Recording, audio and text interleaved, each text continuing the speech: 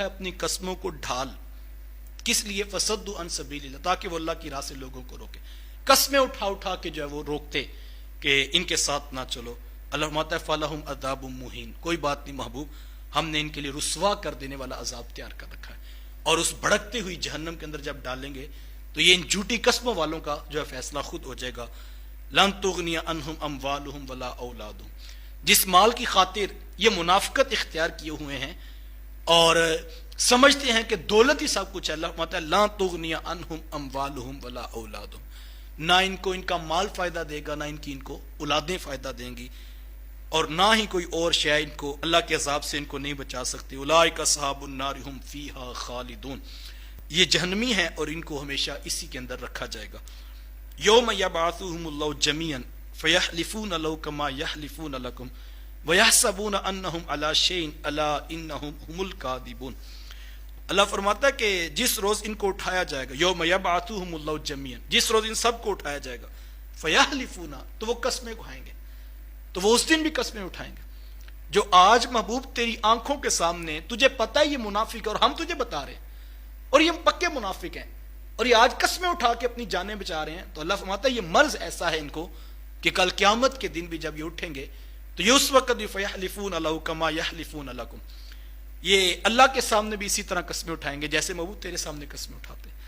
ویحسبون انہم علی شیء الا انہم هم الکاذبون، اور خیال کریں گے کہ کسی ایسی شے پر تکیہ رکھ لیں جو ان کو فائدہ دے. الا انہم هم الکاذبون، لیکن یہی جھوٹے لوگ ہیں. استحوذ علیہم الشیطان فانساہم ذکر اللہ، تسلط جما لیا ان پر شیطانوں نے. یہ مسئلہ وجہ کیا ہے کہ یہ دوگلی پالیسی لے کر چل رہے ہیں، یہ منافقانہ رویہ اختیار کر رہے ہیں.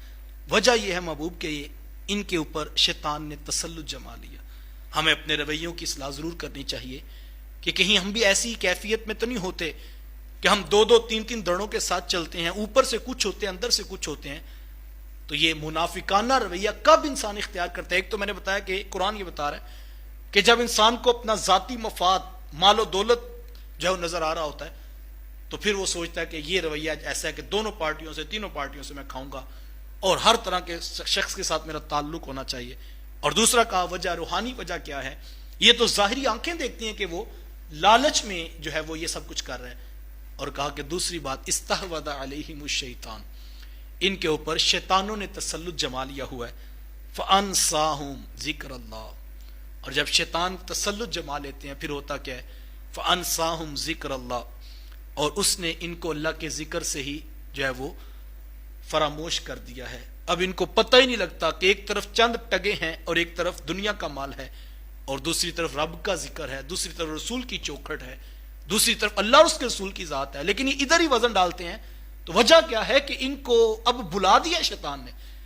جب انسان اس ڈگر پہ چلتا ہے، آپ دیکھیں رویے لوگوں کے، جب لوگ جانتے ہوتے ہیں، کسی آپ نجی محفل میں پوچھیں کہ یار تمہیں نہیں پتا یہ منافق شخص ہے، تمہیں نہیں پتا یہ دوغلا شخص ہے، تمہیں نہیں پتا یہ دھوکے باز ہے، یہ جھوٹ بولتا ہے، یہ فراڈ کرتا ہے، یہ اتنی کرپشن کر رہا ہے اس مسئلے کے اندر، وہ کہتے ہیں اس بات کی ٹینشن نہ لو، ہم کون سا اندر اندر سے چل رہے ہیں، ہم تو اوپر اوپر سے چل رہے ہیں، بس جب اس کو ایڈ ملے گی، جب وہ ٹینڈر پاس ہوگا تو بس اس پہ سے ہم نے حصہ لینا، پھر جو مرضی یہ کرتا پھر.